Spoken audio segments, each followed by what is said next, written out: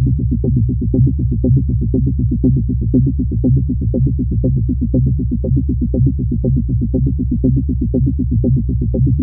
Programme में आप सभी का स्वागत है। आज के एपिसोड में बात करेंगे हाइड्रोजन फ्यूल सेल बस लंच। जानते हैं चर्चा में क्यों? डॉक्टर जितेंद्र सिंह द्वारा पुणे में देश की पहली स्वदेशी हाइड्रोजन फ्यूल सेल बस लंच किया गया। यह प्रधानमंत्री मोदी के राष्ट्रीय हरित हाइड्रोजन मिशन के अनुरूप है। जानते हैं इसके प्रमुख बिंदु के बारे में। इस बस को CSIR यानी council of scientific and industrial research और KPIT लिमिटेड ने मिलकर विकसित किया है। यह फ्यूल सेल बिजली पैदा करने और बस को बिजली देने के लिए हाइड्रोजन और हवा का इस्तेमाल करता है, जो इस पर्यावरण के अनुकूल बनाता है। डीजल बस की तुलना में इस बस में शून्य CO2 का उत्सर्जन होता है। वहीं डीजल बस आमतौर पर सालाना 100 टन CO2 का उत्सर्जन करती है। डॉक्टर जितेंद्र सिंह ने कहा है कि हाइड्रोजन फ्यूल सेल ट्रकों की ऑपरेशनल कॉस्ट डीजल बसों की तुलना में तुलनात्मक रूप से कम है। यह पूरे देश में क्रांतिकारी बदलाव ला सकता है, खासकर माल ढुलाई से जुड़े क्षेत्र में। 12 से 14% CO2 का उत्सर्जन डीजल से चलने वाली भारी गाड़ियों से होता है। वही हाइड्रोजन ईंधन से व्हीकल इस क्षेत्र में ऑन रोड कार्बन उत्सर्जन को खत्म करने के लिए शानदार साधन प्रदान करते हैं। जापान ईंधन सेल प्रौद्योगिकी के उपयोग में अग्रणी है।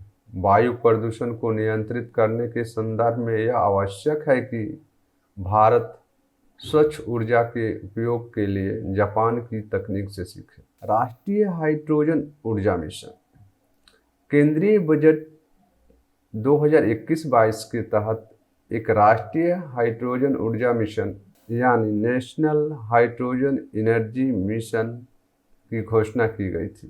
इसकी मदद से हाइड्रोजन को वैकल्पिक ऊर्जा स्रोत के रूप में प्रयोग करने के लिए एक रोडमैप तैयार किया जाएगा, जो ऊर्जा क्षेत्र में प्रमुख बदलाव ला सकेगा। यह मिशन हरित ऊर्जा संसाधनों से हाइड्रोजन उत्पादन पर जोर देता है, जो भारत की बढ़ती अक्षय ऊर्जा क्षमता को हाइड्रोजन अर्थव्यवस्था के साथ जोड़ेगा।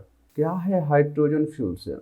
हाइड्रोजन फ्यूल सेल में फ्यूल सेल हाइड्रोजन तथा एक ऑक्सीकारक के प्रयोग से विद्युत रासायनिक प्रक्रिया द्वारा विद्युत का निर्माण किया जाता है।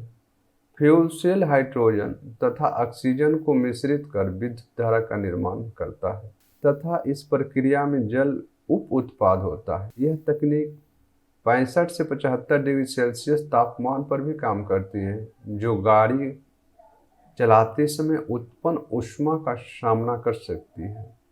हाइड्रोजन फ्यूल सेल भी रासायनिक ऊर्जा को विद्युत ऊर्जा में परिवर्तित करता है। सेल की ही तरफ फ्यूल सेल में एनोड और कैथोड इलेक्ट्रोलाइट के चारों तरफ घिरे रहते हैं। हाइड्रोजन एनोड से संचित मतलब फेड होता है, वहीं हवा कैथोड से फेड होता है।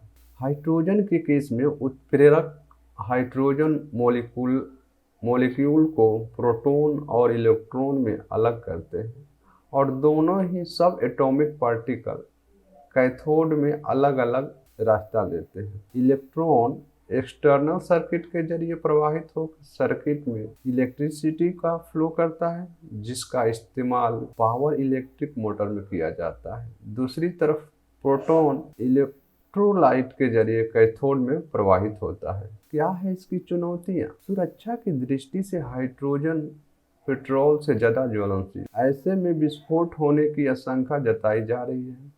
इसकी कीमत पर भी बात हो रही है कि ज़्यादा हो सकती। केंद्र हाइड्रोजन फ्यूल का वितरण कैसे करेगा, ये भी एक बड़ा सवाल है। आज का अभ्यास प्रश्न है, निम्नलिखित कथनों पर विचार कीजिए। पहला ऑप्शन है, डॉक्टर जितेंद्र सिंह द्वारा पुणे में देश की पहली स्वदेशी हाइड्रोजन फ्यूल सेल बस यानी हाइड्रोजन फ्यूल सेल बस लॉन्च किया गया। दूसरा ऑप्शन है, यह फ्यूल सेल बिजली पैदा करने के लिए हाइड्रोजन और हवा का इस्तेमाल करता है। उपरोक्त कथनों में से कौन सा से सही है या है? ऑप्शन ए केवल एक, ऑप्शन बी केवल दो, ऑप्शन सी केवल एक और दो, ऑप्शन डी ना तो एक और ना ही दो।